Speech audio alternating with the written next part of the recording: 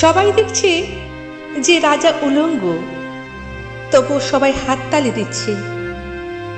সবাই চেঁচিয়ে বলছে, সাবাস সাবাস। কারো মনে সংস্কার, কারো ভয়, কেউ বা নিজের বুদ্ধি অন্য মানুষের কাছে বন্ধক দিয়েছে, কেউ বা পরান্নভোজী, কেউ কৃপাপ্রার্থী, উমেদার, প্রবঞ্চক। কেউ ভাবছে রাজবস্ত্র সত্যিই অতীব সূক্ষ্ম, চোখে পড়ছে না যদিও, তবু আছে অন্তত থাকাটা কিছু অসম্ভব নয়। গল্পটা সবাই জানে, কিন্তু সেই গল্পের ভিতরে শুধুই প্রশস্তি বাক্য উচ্চারক, কিছু আপাতমস্তক ভীতু, ফন্দিবাজ অথবা নির্বোধ স্তাবক ছিল না। একটি শিশুও ছিল, সত্যবাদী, সরল, সাহসী একটি শিশু। নেমেছে গল্পের রাজা বাস্তবের প্রকাশ্য রাস্তায়।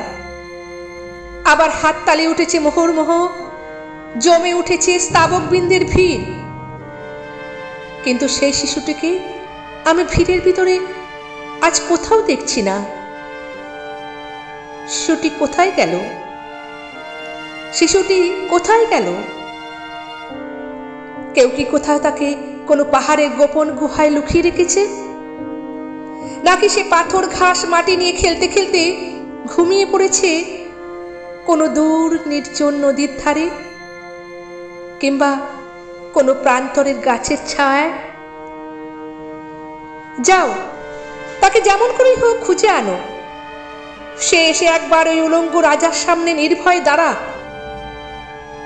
সে এসে একবার এই হাততালির মধ্যে গলা তুলে জিজ্ঞাসা করো, রাজা তোর কাপড় কোথায়? রাজা তোর কাপড় কোথায়? ভিডিওটা ভালো লাগলে লাইক, শেয়ার ও কমেন্টস করে দেবেন, আর চ্যানেলটা সাবস্ক্রাইব করে বেল আইকনটা পুশ করে দেবেন। আবার আসছি নতুন ভিডিও নিয়ে। ভালো থাকবেন।